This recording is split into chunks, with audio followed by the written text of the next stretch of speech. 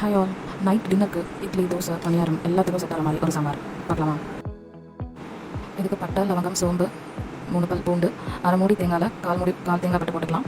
2 வரமிளகா, அப்புறம் 2 கைப்பிடி பொட்டுக்கடலை எடுத்துக்கோங்க. மிக்ஸி ஜாரில் இதெல்லாம் போட்டு தண்ணி ஊற்றாமல் லைட்டாக குறக்குறன்னு அரைச்சி எடுத்துக்கோங்க.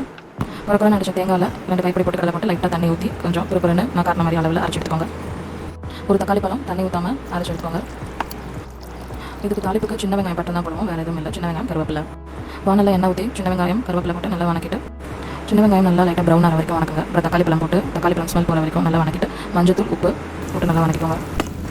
இப்போது அரைச்ச தேங்காய் பேஸ்ட் போட்டுக்கலாம். போட்டு நல்லா லைட்டாக தண்ணி ஊற்றி நல்லா கலந்துக்கோங்க. 1 டம்ளர் தண்ணி ஊற்றி நல்லா கொதிக்க வைக்கலாம்.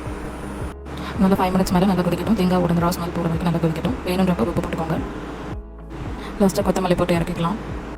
இந்த குழம்பு இட்லி, தோசை, முட்டை தோசை, பணியாரம் எல்லாத்துக்கும் சூப்பராக இருக்கும். கண்டிப்பாக ட்ரை பண்ணி பாருங்கள். தேங்க்யூ.